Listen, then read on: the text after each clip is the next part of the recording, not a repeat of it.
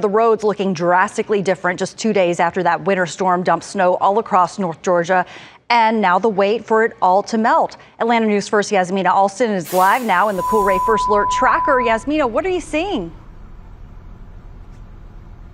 Well, Joy, I can tell you that right now we are on a residential street off of 14th Street in a community here. And while conditions are improving across Metro Atlanta, there's still some areas on these side streets and in neighborhoods that are still going to have some slick spots. And I'll actually show you one here in front of us. You can see that there's still some patches of ice on these roads where you still need to be careful if you're driving or even if you're walking.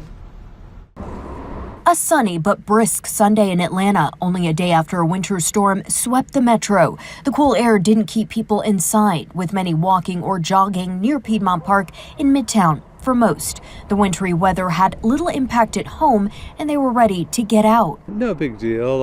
My ceiling leaked a little bit. A lot of people have been inside this weekend, staying off the roads, as city officials advised, though that wasn't possible for those who had to go at some point. I did. I have a truck with four-wheel drive, and I don't have to drive very far, so yes, I did go out. Now conditions are finally starting to improve, and that's especially true for highways and major roads. But it's the side streets and residential areas that are still a little bit concerning for tasks such as backing out of your driveway where there may be some icy patches left. So it's still best to be careful and move slowly just in case. No, I'm not too concerned because actually I think there's enough warmth in the ground. I've lived further up north.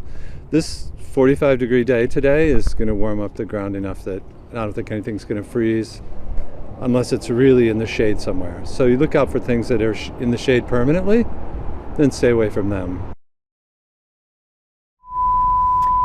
And again, while conditions are improving in Atlanta, there are still several school districts outside of Atlanta where it doesn't quite look like this, and those districts are going to be closed tomorrow or doing virtual learning because of that ice. And you can find a list of those school districts on our website. Live in Midtown, Yasmina Alston, Atlanta News First.